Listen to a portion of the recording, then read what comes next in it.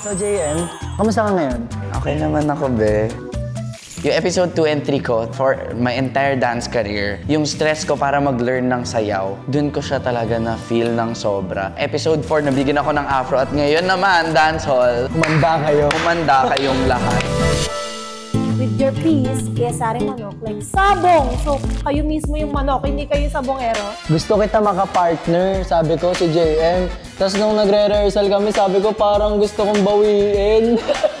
Napakalakas kasi sumayaw nito. So alam mo yun, kailangan kong mag-step up para lang mapantayin yung energy na itong taong to. O ikaw, know na magaling na dancer si Patrick. Alam nyo guys, ganito lang ako dito.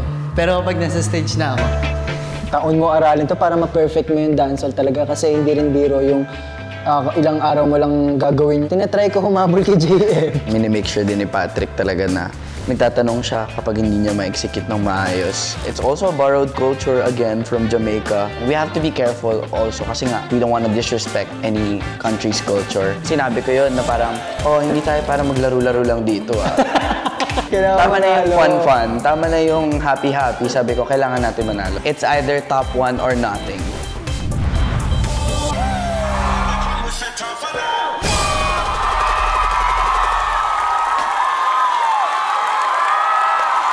Talaga.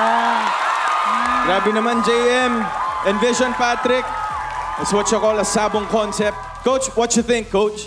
Ako unang-una, napakaganda ng costume nyo. Sobrang nag-fit dun sa konsepto na gusto nyong ipakita. Pangalawa, napaka-dynamic ng choreography nyo. Coach, bro! Napaka-husay.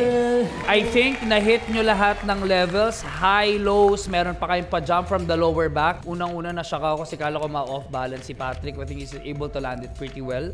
Also, I think dancehall is a very, very technical. It's a very difficult style, but I think you were able to do it with flying colors. So congratulations to the both. Thank you, bro. Thank you so much. This is my dream collab. Happy talaga ako makita kayong dalawa. At hindi niyo ako binigo. Congratulations. Salamat po. Thank you, Sai. Thank you, Mang. Queen.